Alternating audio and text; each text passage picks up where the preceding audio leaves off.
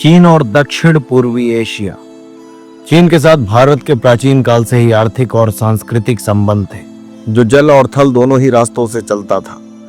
8वीं और 9वीं सदियों में चीन में तांग राजवंश का शासन था और इनके शासन में चीन खूब फल फूल रहा था। इनकी अधिराजी मध्य एशिया में सिंकियांग के बड़े हिस्सों में जैसे कि काशगर में फैली हुई थी। इससे रेशम व्यापार को बढ़ावा मिला। 9वीं सदी में तांग राजवंश साम्राज्य का अंत हो गया और 10वीं सदी तक उसे सुंग वंश का शासन हो गया और इनके शासन में साउथ ईस्ट एशिया, श्रीलंका और भारत, इन सब के साथ चीन के अच्छे संबंध हो गए और समुद्री मार्गी व्यापार बढ़ा। तभी 13वीं सदी तक चीन कमजोर होने लगा और मंगोलों ने चीन पर हमला कर दिया और यहीं से चीन का पतन शुरू हो गया। मंगोलों ने अपने ताकतवर घोड़ों के साथ चीन पर हमला किया और चीन जो छोटे छोटे राजवंशों में बटा हुआ था उसको एक किया और कुछ समय तक टोकेन यानी उत्तरी वियतनाम और अनाम यानी दक्षिणी वियतनाम को भी अपने कब्जे में रखा और इसी के साथ पूर्वी एशिया के सबसे ताकतवर साम्राज्य के रूप में खड़ा हुआ।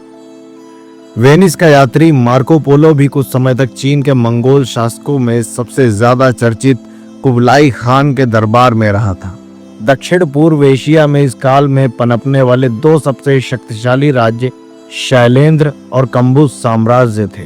शैलेंद्र राजवंश 8वीं सदी में उभरा और तभी श्री विजय साम्राज्य को जीत के उस पर अपने साम्राज्य की स्थापना की। इसके साम्राज्य में सुमात्रा, जावा, मलय, प्रायद्वीप, सियाम यानी आधुनिक थाईलैंड, इन सब पर इनका कब्जा हो गया। शैलेंद्र राजवंश के पास मजबूत नौसेना थी तथा चीन के साथ समुद्री व्यापार पर उनका वर्चस्व था। दक्षिण भारत के पल्लवों के पास भी एक शक्तिशाली नौसेना थी जो कि बंगाल के खाड़ी में सक्रिय थी। 10वीं सदी में एक चोल शासक ने सुमात्रा और मलय की ओर अनेक नौसैनिक अभियान रवाना किए ताकि संचार और व्यापार के नए अवसरों की तलाश की जा सके।